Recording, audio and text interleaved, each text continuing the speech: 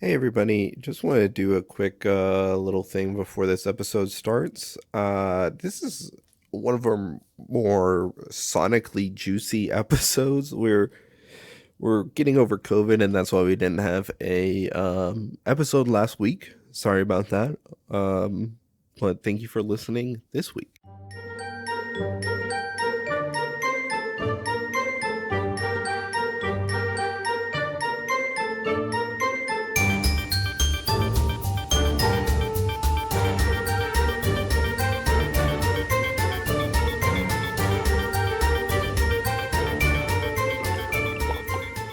I actually already started recording. So that was pretty gross. Chug chug, baby. Howdy, folks, and welcome back to Reading Held Hostage. My name's Blue, and I love to read. My name's Justin, and do you have the opener ready? Yeah, well, I was going to call my mom. She said already, because we called her already, just to warn her. And she said she doesn't totally remember it, but we're just going to call. We're going to see how she feels. Okay. It'd be funny if she didn't answer this time. Yeah. We feel like a real radio show. Hey, Ma, you're live on air on Reading. I'm just kidding. Hi. We're What's recording that? now. How are you? What did Can you hear say? me, Ma? I was just being a dick. Hi. Hi. What kind of dick were you being? I said, you're live on air, like we were a real radio show. They're funny. But I know you already said you don't remember too much, but can you just remember how we made you cry that one time when we went to see Hunger Games in theaters? I do. I very much remember crying. And I don't think I cried in front of you guys. I think I actually dropped you off at the house while holding back my tears. And then Well, we were in Georgia, right? I think We were somewhere. all I know is I got you guys, this is the way I remember it, and you tell me, is Okay. that tickets were like sold out forever. I managed to get like pre-tickets to the first set of showing or whatever. Yeah. And I took you guys and I was so excited and it was a big surprise and you're spoiled rotten. You're in the car and I wanted to go have dinner first. You guys couldn't decide. You're like, I'm going to get a Chipotle. I want to go here. I want to go to Olive Garden. I want to that. B, B, B, B, B. And then we go to the theater, and I am not a young woman and thought you could just sit wherever you want, but we didn't have seats, so we had to sit in the first row. Mm-hmm. That I remember clearly. I remember over on the right-hand side, and I was like, Yep. I can't see because I didn't have glasses at that point in time. Yeah. And so here was this whole special, lovely evening for my angels, and you guys were flipping mean as shit to me. Yeah, I was sitting next to you, I remember. Whoever was, it couldn't have been you because you're not the meanest. But No, it was me. I was the meanest at this point, Ma. Oh, I was either you or Faith, because he said, I don't want to say Please don't doesn't talk love to me, anybody. You don't love me that much. But whoever it was like, stop asking questions. You're ruining the movie. That was like, me. I'm like, how about piss off? So here I No, had I planned remember this that. like magic fairy death event for my sweet girls, and you guys didn't care nothing about it. You didn't appreciate it, and you were mean to me and made me cry. Yes, that's what I remember. I remember you not crying because I was the one who was really mean to you. Because you I just tried kept not fucking to asking cry. questions. I remember. No. I remember you not crying. Mm-hmm. But I remember immediately afterwards, like, you know, because when you're a kid, because I was, 12 to 13 when this came out? So that's, like, peak childhood dickhead. And are you just trying to give yourself an excuse? No, but you just kept fucking asking questions. You wouldn't stop, and I was like, stop. Which I've Well, never not in a experienced mean way. with My head Jamie was like watching at a a movie. 90-degree angle. I'm looking up at the ceiling. I'm just looking up at a straight screen. I can't even see what's going on. And you guys had all read the books, and we're in the know, and we're my smart little smart asses, and I didn't even know what the movie was about. Well, now you're the biggest Hunger Games fan out there, right, Ma? I'm a Hunger Games fan, and I'm Team Justin. But yes, I would agree that I'm a fan. All right. Well, thank you, Ma, for telling the story. I'm sorry that my 13-year-old self made you cry. Yeah. And probably, I guarantee Faye was super fucking mean that day, too. But Yeah, I know you guys I'm the are one both- who was mean. Yeah, both of you were assholes. I don't even know why. And I remember distinctly trying not cry. And Yeah. I even think that the universe, I think it was before the cruise. Because Yeah, I it was right before the cruise. Yes, I was doing We were in business Georgia. in Atlanta. I did business. You guys spent a whole bunch of room service money. I came home to spoil you with this movie. You were dickheads. You made me cry, and then we went on a cruise. But that cruise, you have one of your best memories ever on. Goodbye. I love you. Thank you, Ma. I love you too. Bye. Bye. What was the best memory on the cruise? The best memory on the cruise was, do you know how she always talks about the recording where Faith is like talking to me and telling me to shut up? No.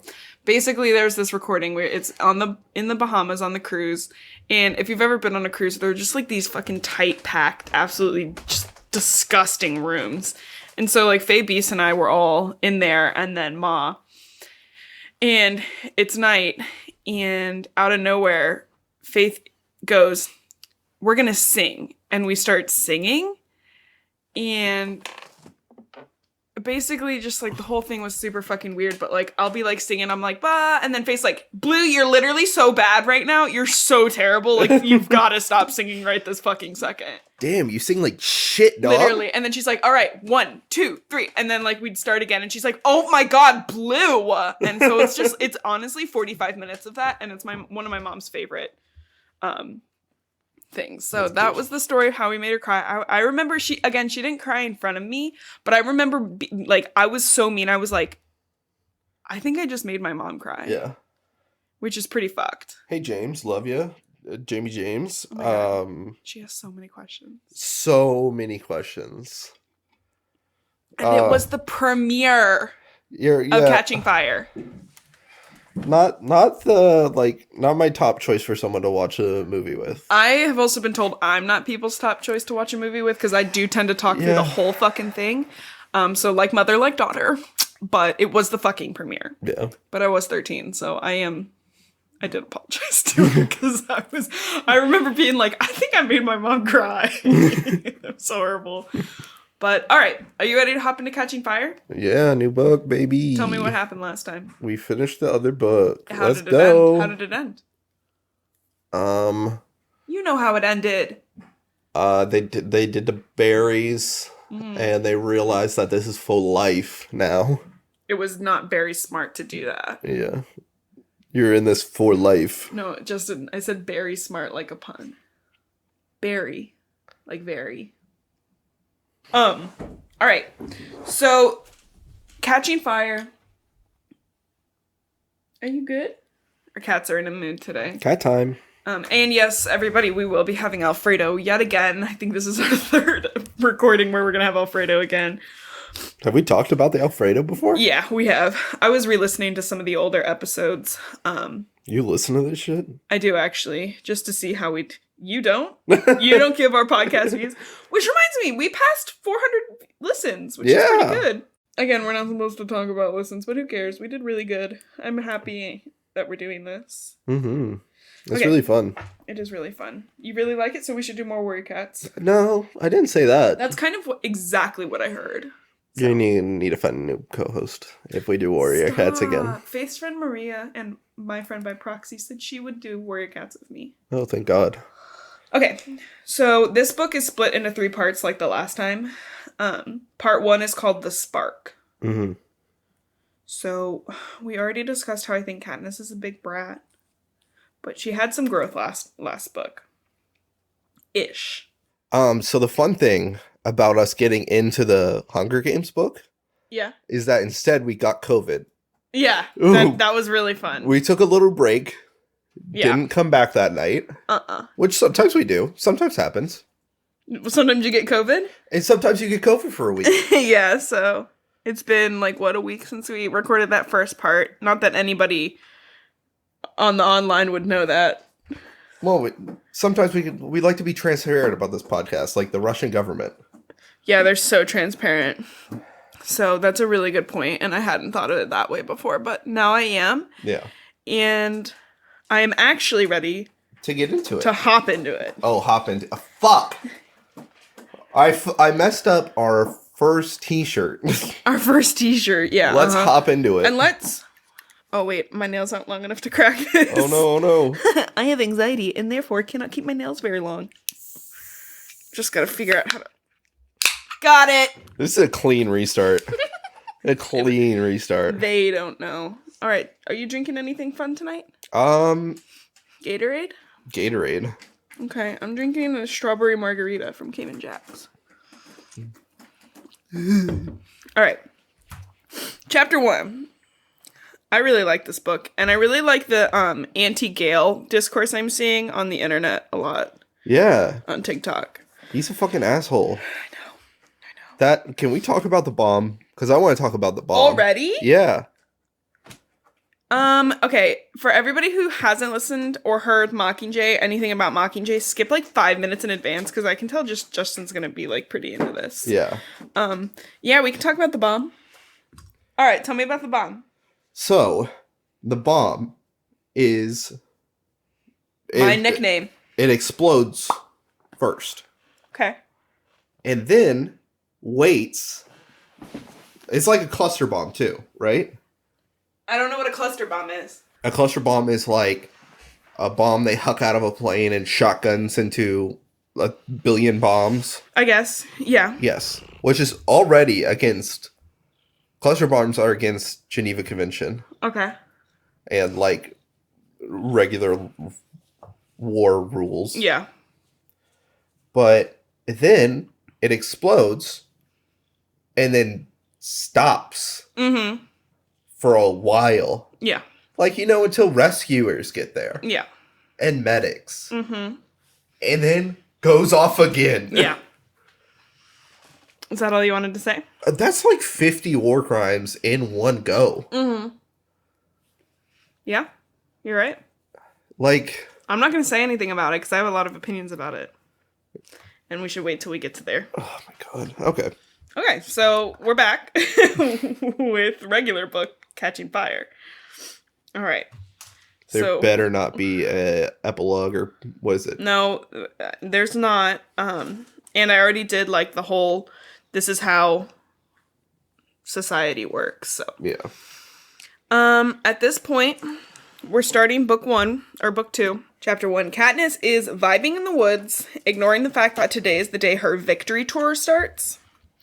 And it's basically just 6 months after the actual Hunger Games, to relive everything. So, like, victors can't forget, and Capitol people can't get bored. She begrudgingly gets up and starts to hunt, even though she's just been, like, vibing for 3 hours and hasn't done anything. And Gale's also no longer at her side during this point, because he's turned 18, and he's now expected to work 6 days in the coal mine on 12-hour shifts. Jesus Christ. So, her family obviously no longer wants for anything because they are victors. She gets unlimited money and stuff like that. But Gale's family needs fresh food, and she's, like, bored as shit. So, yeah, it's good for her. She thinks about Gale and how he must be absolutely suffocating in the mines because, of the coal dust? Well, she's, like, metaphorically suffocating. Oh, he's literally... Not the important suffocating. No, he is literally suffocating. Definitely going on. Him developing black lung. Uh-huh. But how he's, like, only alive outside. So she's like, he must be dying in there. And how now they only get Sundays together. And she's like, it's just too much to think about. And she starts to hunt. And she goes through her hunting stuff. She gets the snares, and she's amazed at the snares. A lot of this is, like, her inner thoughts. Because, again, she's portrayed a lot more mentally ill in this book and Mockingjay. Because she is mentally ill. What kind of, like, mentally ill? PTSD. And... Mostly, like, oh, my God, that's sweet. The anxieties. The overthinking. Also, like... the slowness of thought. how there is just a lot more processing that she does. Okay. I feel like in the first book it was very quick. It was like, Gale's not here, that sucks. But now it's like, Gale's not here, and that like kind of cascades her and takes her a little bit more to catastrophizing. Yeah, she catastrophizes, but in a slow manner because it takes her a long time to get from point A to point B, which isn't bad. It's just when she's at her trigger points. Like probably from the brain damage. From the explosion, the massive explosion. The massive explosion and like the malnutrition. Yeah. All the fun things. Where was I? Now you've lost me. The fence is obviously not electrified. She goes to her old house in the Victor's village because technically it is her mom and Prim's like legal dwelling, but they live with her. She's like, well, fuck that. And she also goes to Gale's house where his mother Hazel is to give her like the catch. Hazel is a queen. So when her pa died, Katniss's dad, Gale's dad also died, so Hazel's husband. And, didn't like 9 people die? Yeah, I think it was 9 or 12. Something. It was a pretty good chunk of folks. And she was already living with 3 boys, 3 young boys. Gale was the oldest at 14. Yeah. And I think her younger kids were like, I'm going to say 6 and 5, 6 and 4. And she was pregnant, only weeks away from giving birth. That's not great. No. And Gale was 14 and he took over. He like started doing tesserae and he started hunting. But like she didn't give up like Katniss's mom did. Mm-hmm. Again, because of depression. Her own mental illness. Yeah. But she threw herself into work like cleaning clothes just a week after giving birth. So she's like, fuck yeah, we love you, Hazel. And even though Gale won't take like handouts or money or anything, Hazel kind of does. Like, I mean, not like she's not like, give me your money. She understands the situation. Like, if Katniss is like, hey, can you take these, like, will you take these coins? I need you to survive. She's not like, no, like, my pride's more important. Like, she's like, I have 4 kids. I need to keep She's alive. Realistic. Yeah. She's and she knows that Katniss isn't giving it to her out of pity. Yeah, she's not begging for it. But she will take it because that's I'm not going to say no to free money. Oh my god. Hazel makes a comment about Gale that makes her kind of embarrassed. Like, Katniss was like, oh, maybe I'll take, one of the kids into the woods to teach him how to hunt. And she's like, yeah, Gale's always meaning to do that on his Sundays, but he likes to save his Sundays for you. And Katniss is like, oh my god. But, today's the day that the love game between her and Peeta has to step it up. So she's like, fuck. Yeah. And he's not going to understand. Because why would she be trying to survive right now? One of the things that I saw about Gale on TikTok that just, like, made me laugh so much was, like, how the Hunger Games was... Okay, I got it. Sorry. Okay. That was a big... Yeah. We also have COVID brain. It said something like how the Hunger Games was, like, this weirdest dystopia, and then how, like, we brought it as a human society into another second weird dystopia by making it Peeta versus Gale in, like, real life. Yeah. And I was like, that's crazy because even Gale was, like, in the books, he's supposed to be, like, a smart anti-capital guy, and he can't figure out that Katniss is just trying to be alive. Yeah. It's like he's like one of those people that's anti-capitalist while not knowing how capitalism works. Yeah, and it's like, well, you can't do that and be this. And he's like, well, I'm anti-government. And it's like, well, Gale, yeah, I get that, but then, like, why do you hate Katniss for what she did to survive? Yeah. How does that make sense? So, anyways. She goes to the Hob. Katniss goes to the Hob. And that's, like, the black market. Distributes her wealth. And I was re-listening to our first couple episodes, and I realized I called the woman in the Hob Madge, but her name is Greasy Say. A little bit different. I know. I don't know how I got it mixed up. But Madge is the mayor's daughter who gave Katniss her pin. Oh, okay. Yeah. The reason the mayor knew her. Yeah. So that was a different. But Greasy Say is the one who works in the Hob. Yeah, and 2 different names. I don't know how that happened. But yeah, so she distributes her wealth, she buys a bunch of shit and gives coins out. Because apparently during the games, Greasy Say started up a collection for Peeta and her to provide them gifts, and, like, Katniss knows just how expensive that is. Yeah. Again, we were talking, like, yacht money. Like, literally. Insane. She also makes sure to buy white liquor from the woman who makes white liquor. Her name is Ripper, and she's only got one arm. Moonshine. Yeah, to keep Haymitch from going into a withdrawal, which he did a few weeks ago, and he was like, withdrawal is bad, especially when you've been an alcoholic for 25 plus years. Yeah, with no chemical addiction at that level from alcohol is deadly. Yeah, so the head piecer... I can tell you really like that margarita. It's like so fucking sweet. Yeah? Yeah. The head peacekeeper is also there buying liquor. His name is Cray. He's not a very good peacekeeper. He's Cray. Obviously not a very good peacekeeper considering like he's in the black market walking buying around. liquor, which is illegal. But he's like, Caddy, you shouldn't be drinking that. That's too heavy for you. She's like, it's not for me. Anyways, she buys food from Greasy Say and jokes with a young peacekeeper named Darius. And this is where we learned that when Katniss was still in the games in the top 8, I think, reporters came back to do personal stories on the 2 kids from District 12 who made it into the top 8. Yeah. And everybody was like, oh, you need to talk to Gale. Oh, you need to talk to Gale. And the Capitol's kind of like, yo, that doesn't look good. So Gale's your cousin now. So you're now related to Gale. Yeah, because they kiss him on TV, weirdo. Well, they couldn't portray because Gale's strikingly handsome even in the books, and they couldn't portray this handsome man as not her cousin when they're trying to sell the Starcrest lover thing. Yeah. I mean, it's on their survival now too. Yeah. Like they need them to look like Starcrest lovers, or they look stupid. And they kind of do look stupid anyways, but yeah. So the whole district is like aware that they're not siblings, but like, you know, they're like, you need to go back to your cousin. She's like, it's not my fucking cousin. Not your fucking cousin? Sweet home She stops by Alabama. Haymitch's house, which is fucking nasty. He doesn't let anybody clean it. It's so fucking gross. And I've lost my place. I bet that is super a form of him punishing himself for living how he lives. I would agree.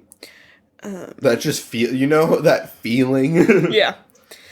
And nobody cleans it, so she wakes him up with a pot of cold water because he prefers to sleep during the day, because night is it's just how he prefers. And he has a knife he sleeps with, but he can't use it, and he like wakes her up. He's like, "Why the fuck you waking me up with water?" And then she's like, "If you wanted kindness, you should have asked PETA." And PETA comes in and he's like, "Ask me what?" He's like, I did ask for kindness. And she notes his limp is barely noticeable anymore from the fact that he lost his leg. Yeah. Again, that is so like interesting to me that they would take that whole out. Part out. It's like he's always wearing pants. You literally didn't even have to CGI it.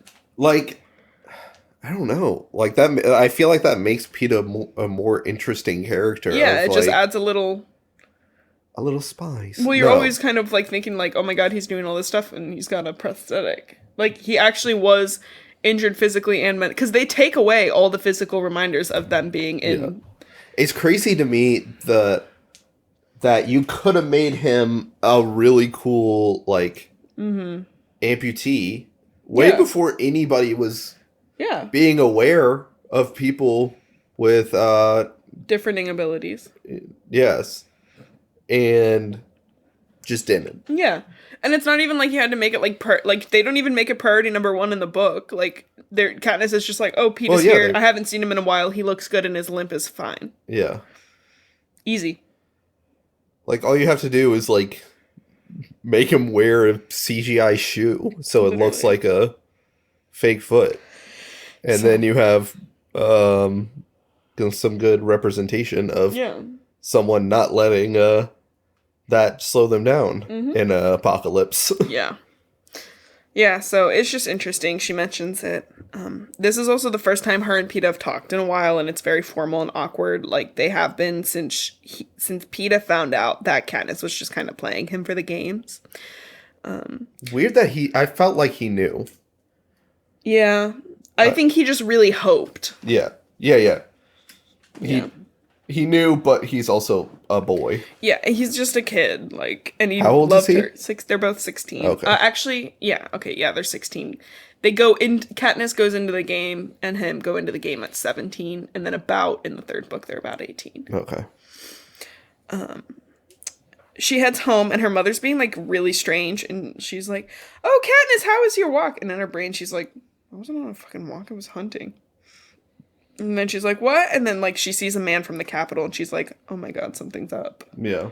You know, the obvious. Yeah. Hey, there's someone in the house. Yeah. But again, like, it takes her a minute because she does have that extra step that she has to take now. Like, Yeah. that she's no longer mentally fully where she was. Then she's, like, ushered in her own house, and she's expecting, like, Senate or something, but she enters the study, which she doesn't really go into often, and she's surprised to smell blood and roses and see President Snow. Chapter Blood 2's and Roses, the band? Yeah, Blood and Roses. What do My you- favorite. What scent do you think they give off? Blood and Roses?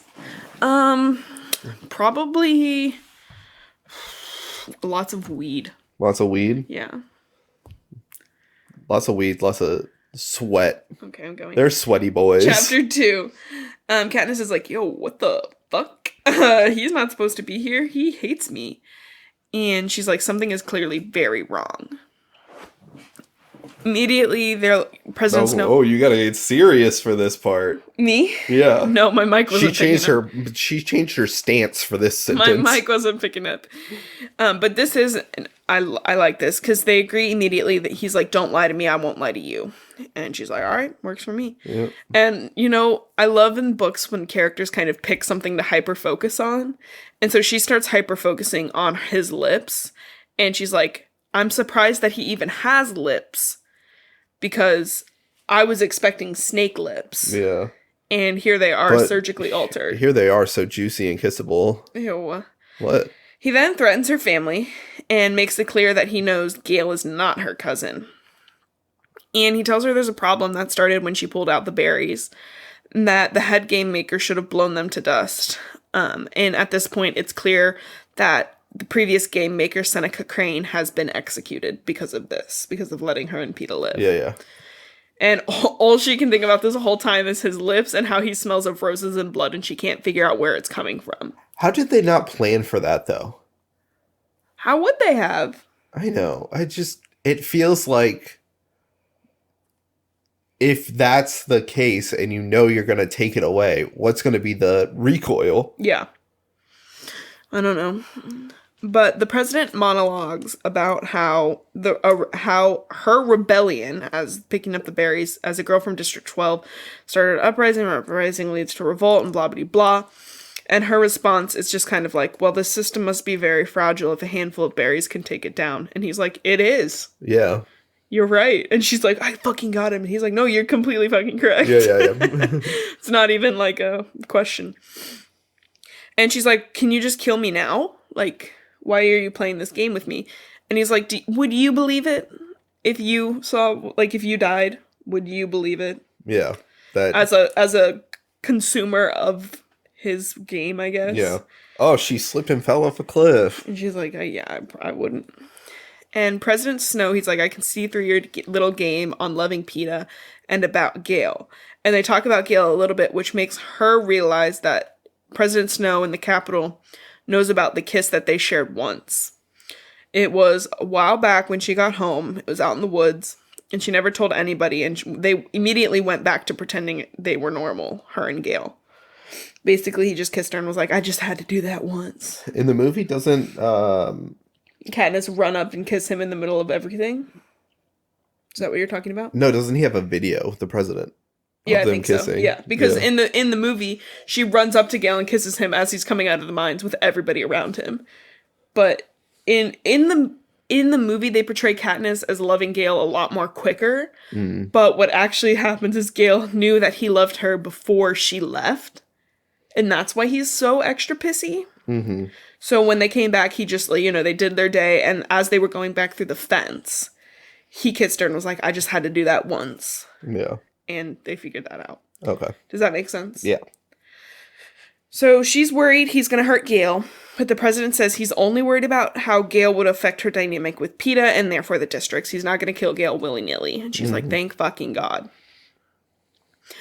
If you let him be seen with you, he dies. Yeah. But But everything else is chill. She promises that on the tour, she's going to be in love with PETA, and the president asks her, he's like, convince me that you're in love with him. And then on the way out, he whispers in her ear, I know about the kiss, which is just so, like, fucking childish of the president of the United States. I know about your kiss. Katniss and Gale sitting in a tree. EATING bugs. Okay, chapter 3. She's like, ugh. He totally smelled of blood on his breath. That's where the blood was coming from. Cool. He's slurping it down, baby. Ugh. And she, of course, freaks out because the weight of everything is now, like, on her. She's like, that's fucking awesome. I needed that. Great. Awesome. This is great for my mental health, guys. Mental health who? She lies to her mother about why he was there. She's like, oh, it's a secret thing that the presidents do. They just never talk about it. Like, presidents always come to see the victors. But they do not. No, they don't. She just doesn't want her ma to freak out. Yeah. And she's like, her mom's like, okay, like, do you want me to help you take a bath? And she's like, yeah, of course. Because she's been working on mending their relationship and asking her mom to help. What? Like, run the bath for her? Yeah. Like, you know how, like, you know, you're like, oh, do you want to take a bath? Do you want me to run it for you? Like, as a caring person. So. I thought she, the way you said it made her sound more involved. Like what? Oh, like, do you want me to help you with the bath? Yeah. Well, I mean, she is a little, like, you know, she'll help. They're not bashful like that. Remember, her mom's a physician. Oh, yeah. And Katniss is grateful to her mother because when they got back from the games, someone, like a reporter, was like, how do you feel about Katniss and PETA? And her mom goes, Katniss is not old enough to have a boyfriend. Which is, like, such a mom thing to do. Yeah. She's like, who the fuck am I going to tell about the president coming and threatening everybody? And she's like, it's got to be Haymitch. But she also starts to, like, she's just in the bath, like, vibing, freaking out. And she's, like, thinking back to this lake that she used to swim at with her father. And, like, all the good memories. What? Not anymore. No, because he's dead. Yeah. Yeah. Yeah. She's in the bath and she can hear them arrive. She's like, it's her prep team. And they're all upset with how she looks. They just pop into the bathroom. She's like, yeah, I guess nakedness doesn't exist with them. So come on in.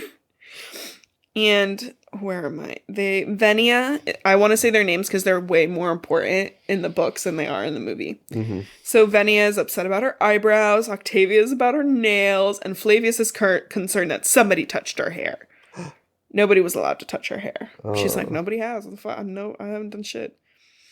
And I don't touch. That's why it looks like that. I don't do shit, bro. They start talking, and pretty much all of it is a blur. And what she gets is how lucky they think Katniss is going to be a mentor in the Quarter Quell. Like, that it's her first year, and that it's such a big year that it's the Quarter Quell. Yeah. Does that make sense? Yeah. She needs to play up how good she's doing. Well, they don't know that they are just like Capitol folks. They don't think anything of it. Like, they think she's in love with PETA and all that. They're like, you're so lucky that you get to be a mentor for your first year in the Quarter Quell. That is so great. Does that make sense? Yeah. You're lying. It does, but I hate it. Okay. And Haymitch was the last winner of a Quarter Quell. Katniss can't remember his games at all. She's like, I don't even remember seeing it at school. But her mom Wasn't she not born yet, though? They show the relay. Oh, okay. They replay a lot of the, like, up to it. They'll be like, look at this game. You know, it's like watching the news in class, except for it's murder. And yearly. Although, I will say, in history class, they did show us the video of JFK getting assassinated. Oh, fuck yeah, Don't fucking do that. Don't fucking do that. Why is that so prevalent? Because, like, you remember the paintings of fucking Abraham Lincoln getting blown off the balcony? It's like, stop. Okay. Her mom, the prep team asks her mom to come in to do her hair, which Katniss is like, oh my god, I'm kind of an asshole to feel so superior to them when they're clearly just super kind. Like, they are so respectful to her mom that she's like, good. She goes downstairs. Cinna's down there. Shinna. It's me, Cinna, Leonard Kravitz. Leonard Kravitz. And he's been preparing her talent because each victor is supposed to have one. And it's something that the victor does after they win because they don't have to go to work or school anymore. So they need, like, a thing. Yeah. And Peta actually already had one because he can paint really well, but she didn't have any. And basically, Cinna has been designing clothes as her talent. Effie comes in and what? Yeah, that's never explained in the movies why the costumes get like more and more in depth and stuff. No, it's because she's like, supposed to be pretending to have that as her talent. Yeah. Effie comes in, they start everything, and even Prim is there. She got home from school early. And as Katniss watches Prim being interviewed, she has a PTSD flashback and she sees Rue dying. And she's taken out of it immediately by Cinna, who just like dresses her. She's still kind of freaking out and puts the Mockingjay pin on her coat. So just punches her in the stomach like, hey, pay attention. Which, don't do that to somebody who has PTSD. What? Don't beat people with PTSD. Don't beat anybody. She has her meeting with Peta, and they fall on the ground and kiss, and everything's like a blur as they start getting, like, they just get on the train. She manages to get Haymitch to talk off the train, where she tells him the story of President Snow, and his advice is, like, she's like, as long as, like, just after this trip, like, I'll be done. He's like, what the fuck do you mean? It's not the trip, like, it's your life. Like, this is the rest of your life. You have to love that boy and be happy with him forever. Yeah. And this obviously stresses her out even more. She's like, what about Gale? What about my family? I'm only 16. She's like, I guess this is the only future that I have to keep my loved ones alive. And it means loving Peta convincingly, which I'm not sure I can do. What? Cool. Yeah. Yeah. Well, she also has this discourse going on throughout the book when she thinks of either Peta or Gale romantically, where she is like, I think we talked about this last time or one of the times. She's like, I know I don't want to have kids. Like, if they can be put into the Hunger Games, I can't risk that. Like, emotionally, like, even before she won, she was like, that's not going to happen. Mm-hmm. So now she's like, if I have to love Peta, what if they want us to have kids? I can't handle that. What if they go? So, like, all this is on, the weight of the world is on top of this sweet little girl. And she's just like, cool. She's 16. Yeah. Chapter 4. Before Haymitch leaves her alone in the train, he's like, you could do a lot worse. She's like, yes, I could. For real. She's like, yes, I could, but that's not exactly the point. Yeah. Like, I could do a lot worse than Peta, but it's the fact that I'm forced into the relationship with Peta that's the issue. There's been worse arranged marriages before. Yeah.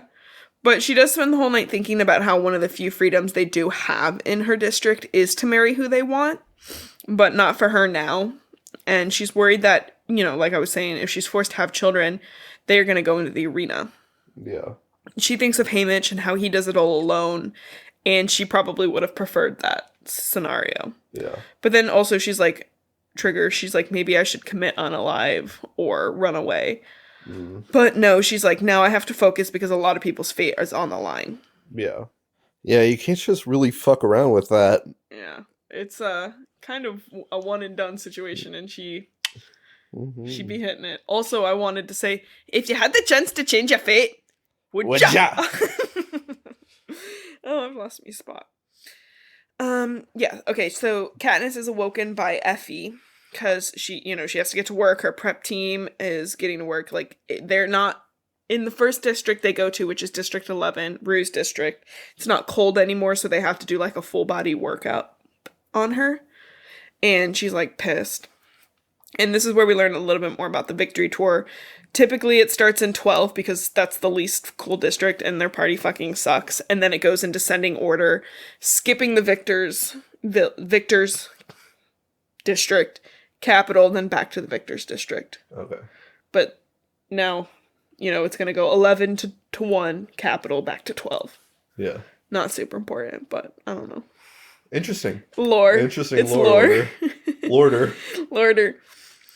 She tries to enjoy the food, but she's obviously freaking the fuck out since she's the only one who has to get awake early to be prepped. Effie's like, Peta doesn't need prepping the way you do, which gets her a little tiffed because she's like, I have noticed that all the boys do get to keep their body hair, but she's like, none of them get beards, even though a lot of them are the age, like, to get beards. She's like, that's super weird. I wonder if they put something in something to make them stop that. Nair. Arnar.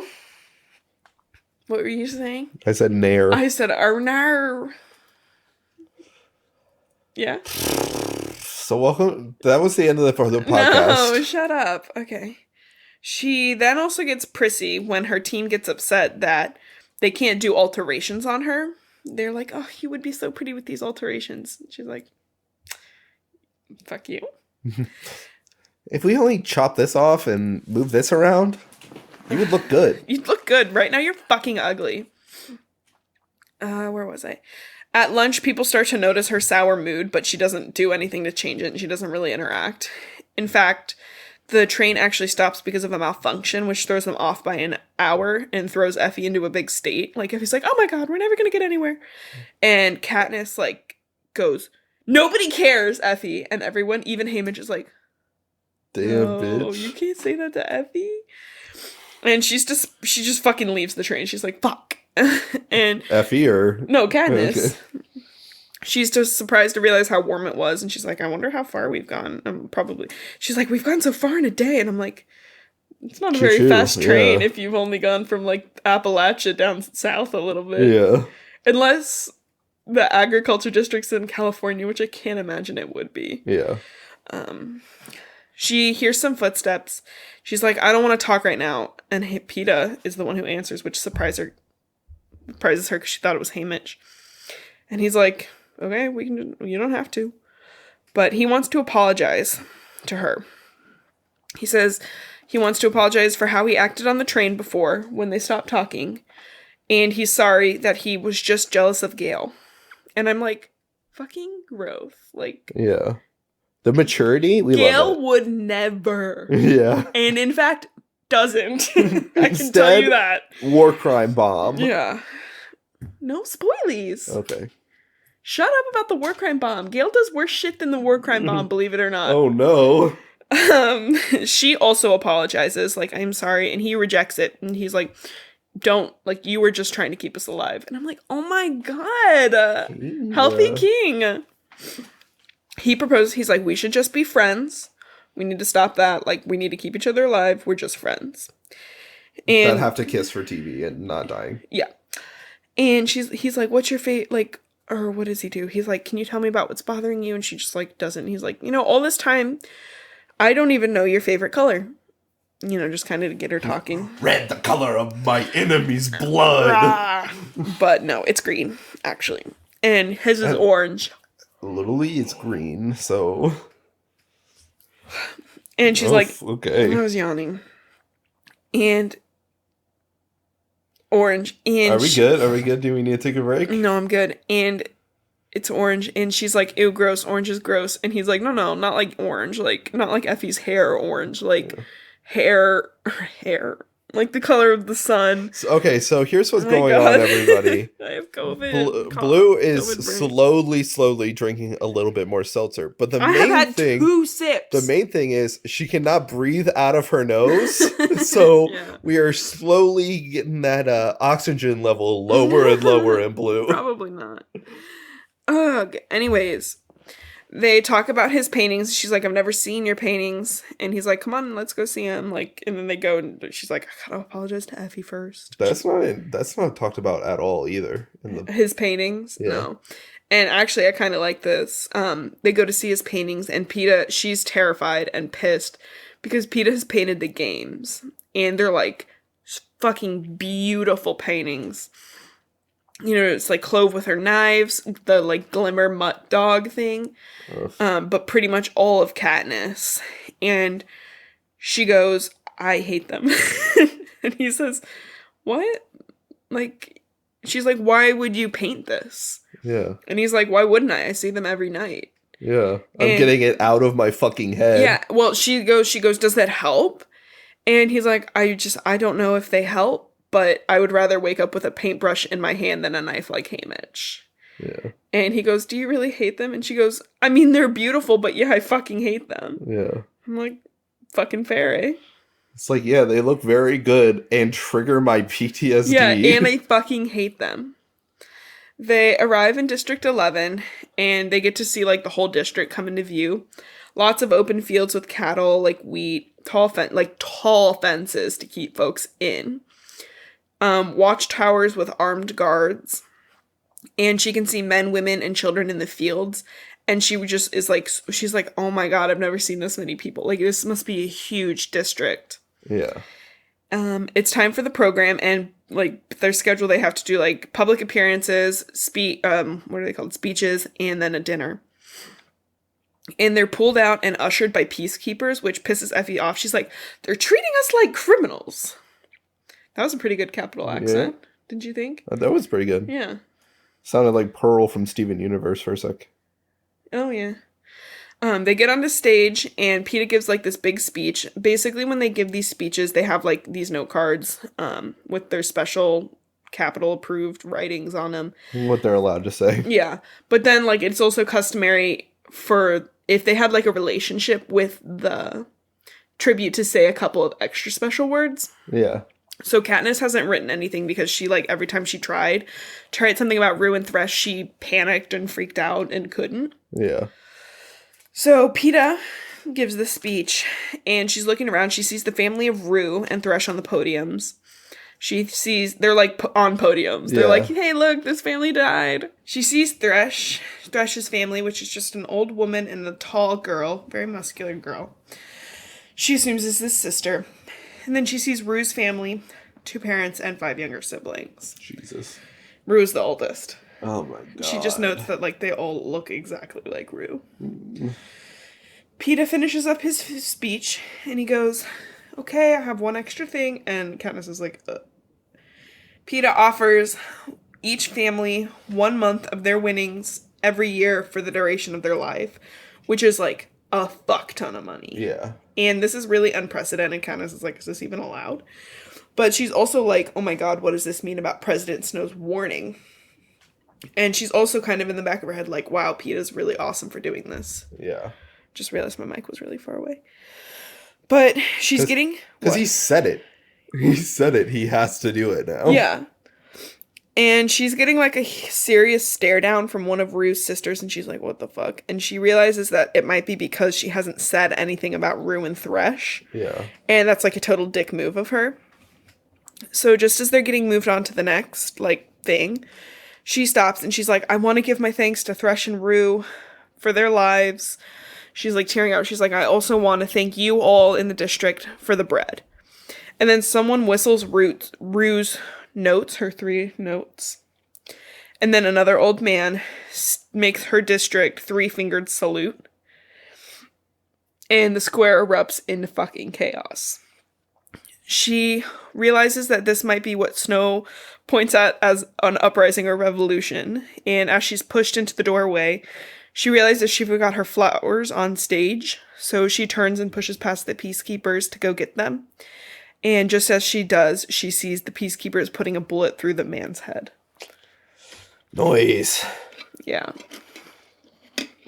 So, that's pretty serious. I wish your cup was louder sometimes. Shut the fuck up about my cup. I swear to God, you're like, don't drink water or do anything while I do this. You shut up. We have quieter cups. But not the ones that I like. Oh, okay. I don't like the silicone straws. No. We don't have any other containers that wouldn't make any noise. They're all going to make noise. We can get you a sippy cup. So I can go... That's how sippy cups go. They go... Yeah. All right, chapter 5. This is going to be a long one because I want to get through 7 chapters. Absolute panic. The peacecuppers.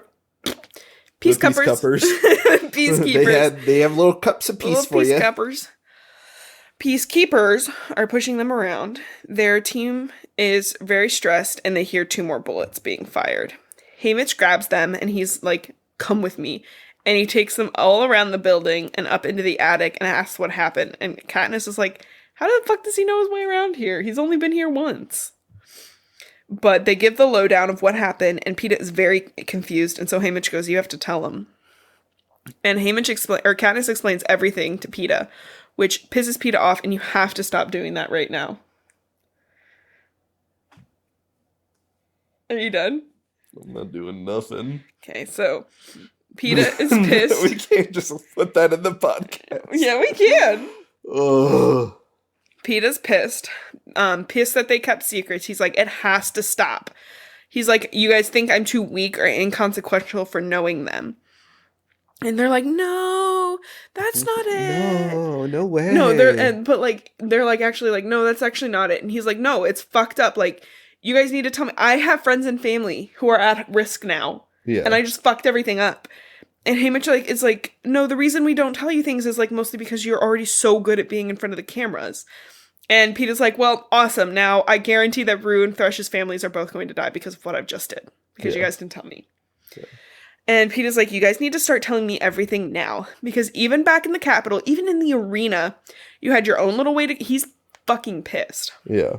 He's As like, he should be. Rightfully so. He's like, you guys had your own little way to communicate, and it wasn't like I got anything since, like, Haymitch was keeping you alive, Katniss, which is what I wanted, but please just keep me in the loop.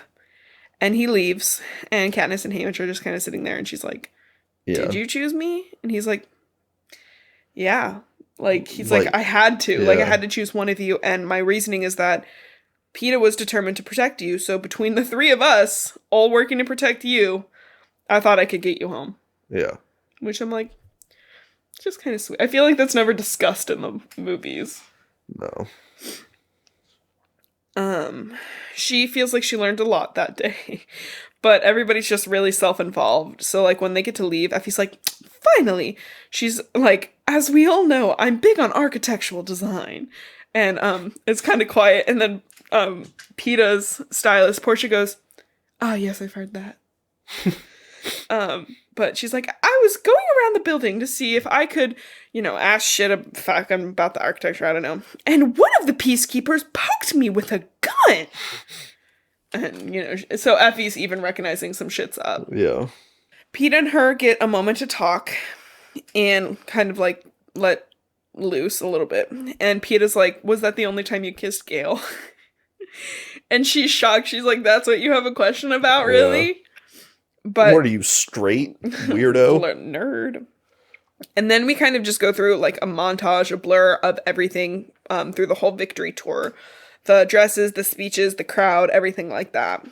And not only that, at this point in time, her and Peeta are getting a lot closer as friends. It's not romantic, for her at least.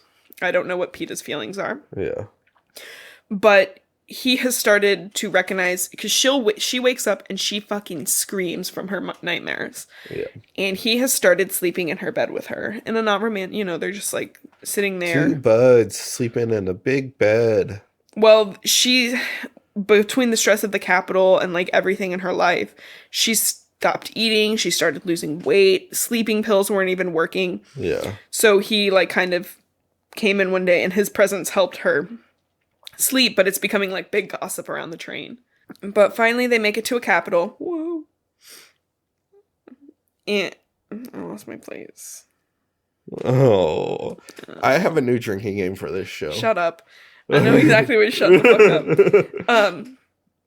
And Katniss suggests a marriage proposal in front of the crowd, which Peeta begrudgingly agrees to, and she's like, I thought he wanted it to Haymitch. And he's like, oh yeah, he kind of wanted it to be real. Yeah. Are you fucking... She's like, why isn't he happy? I thought he wanted to get fake married to me. Why doesn't he like that?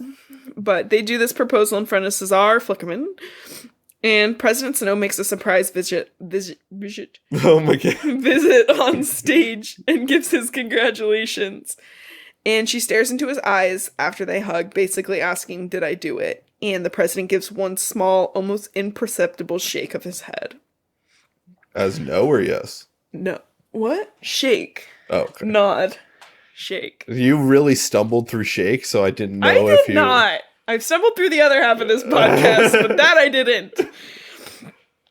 All right. One more chapter at least. One more? Or do you want to put it at the shake nod? We get into the shake nod. No, I like this next bit. Shut the fuck up, Justin. Or yes or no? Shake nod? This means no. You guys can't see us. They can't see us. Yeah. This isn't funny. We're super sick. No, we're not sick anymore. We just have COVID brain. Chapter 6. Whoa, is Katniss. But she's kind of like, that sucks. But she's like, at least I'm done playing his fucking game. Like, I can go home. I can get everybody ready to go, and we'll just fucking run. I gotta get Peta, Hamish, the Gale's family, we're gonna go. Yeah. And she has a lot more confidence now that she has the plan. President Snow and her have a good giggle on air. But then it's party time, and everything's insane. The food's plentiful, and, like, it's crazy. And Peta's very confused about her sudden mood change, but supports her. And she's like, I want to take a bite of each thing on... There's, like, like 40 fucking tables full of, like, 100 dishes each. Yeah. It's a lot of fucking food. She's like, I want a bite of everything. And they get through, like, 20 tables before they're like, I am gonna throw the fuck up. Yeah. But... And they were like, do it. Yeah. Well, she meets a bunch of Capitol folk, all who are wearing her Mockingjay in one way or another.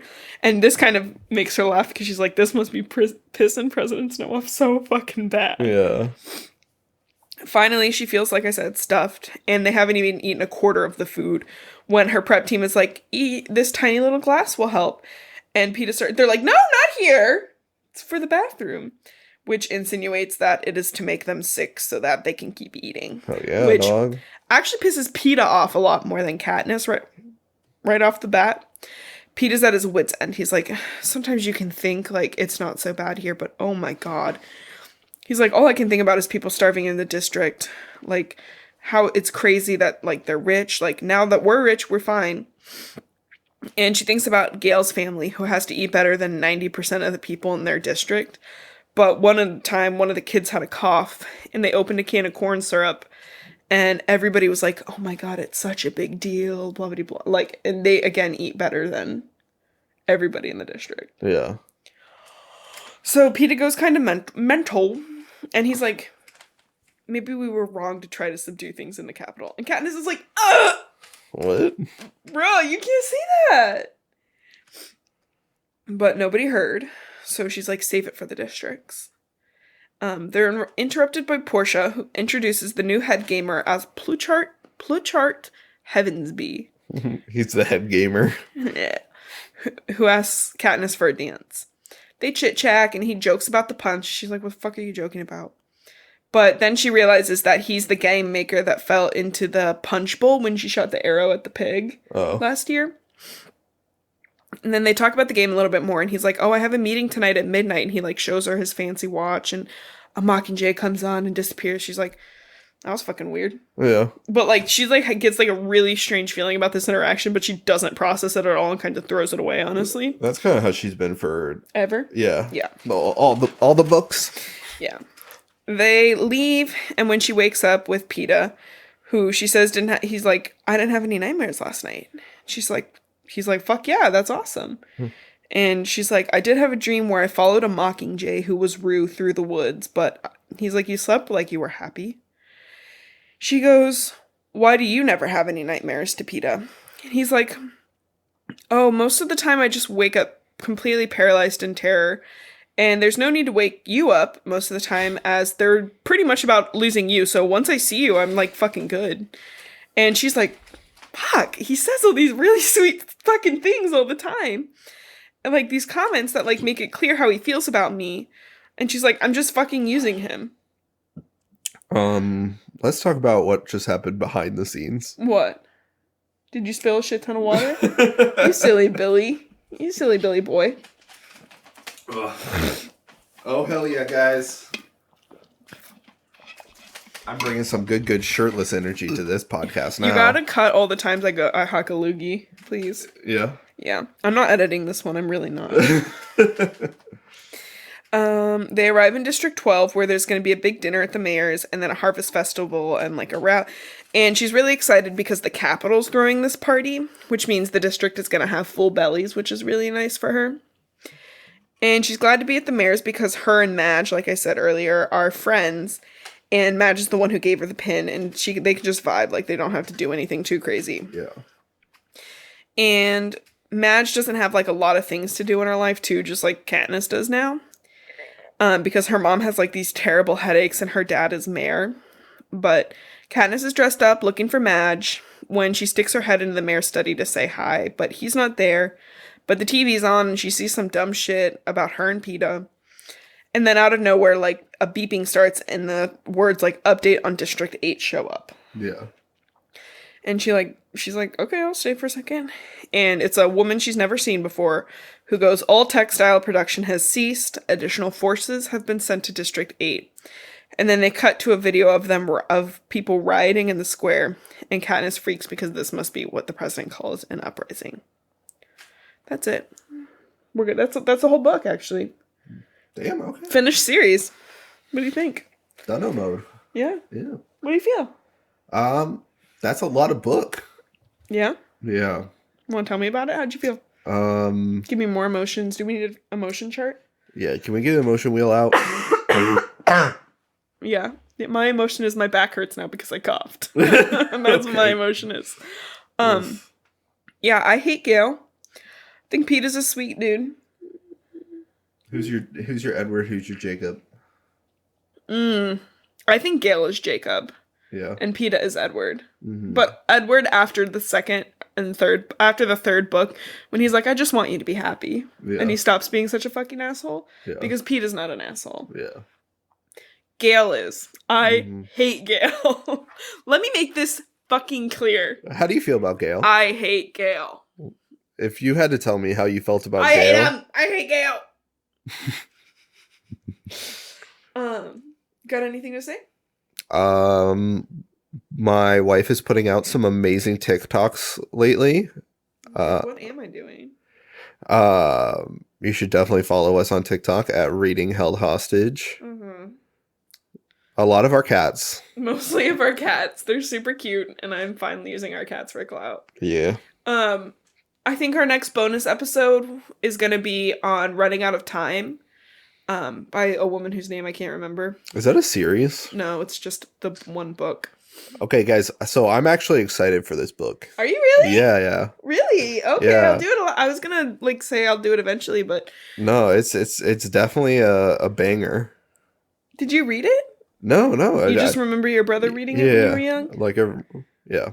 Okay, then I was gonna say I don't know when I'll be able to do it because I have to go to the library to get the book, and I fucking hate going to a library. I hate going anywhere. Yeah. But going to a library and having to talk to somebody to ask where the book is because I don't want to look.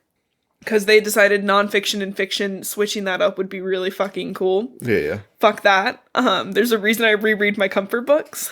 Anyways. Here's the trick for if you're in to know which one you're in. If you see Nazis anywhere, you're in the the fact side. The real area. Yeah. But I was gonna say I can't find it on like the online library, so I have to physically go get a book copy. Yeah. I can't even find it online illegally. Hell yeah. Not that I was doing that. Yeah. You should always rent your books from a library and never You should do though. illegals. Actually, if we haven't spoken about it in a while, and we're not sponsored or anything, but I use the app Libby to do my library stuff to get the online books and ebooks. No, those are the same. Ebooks and audiobooks. Yeah, but most areas have an online yeah, I think it's library of some OneDrive sort. at your library, and Libby is something you can use on your phone. And then Hoopla is also one that I use through my library. It's all really good. I just realized we haven't lived anywhere without like a really good library. I refuse to. Yeah. We need those. I have a good chunk of library cards. Oh yeah? Anyways, thank you guys so much for listening. Give us a review, please. On Spotify, it's super easy. It's right under the follow button, right under the description. You just press 5 stars or 0, which either or, but not in the middle. But we have 15. A ton of listeners. Yeah. Oh yeah, our listeners. We didn't hit our 25 by the end of the year that we really wanted, but we hit 15, which I think is still really, really good. Again, we're such a little niche that it doesn't surprise me that we're moving slow, but I still have so much awesome. fun. Yeah. We hit 429 plays today.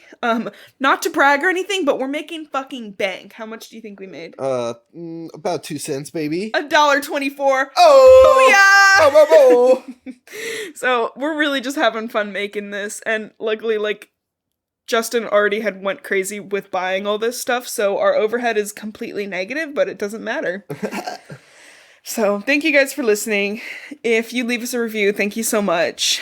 I'll give you a little kiss on your little forehead. And if you don't want that, like I also don't, as his wife, we'll just leave you alone and say thanks. So there's that. And a little kiss on your forehead. Mwah. Thank you guys so much for listening to Reading Held Hostage. My name's Blue and I love to read. And my name's Justin, and that was a grocery list.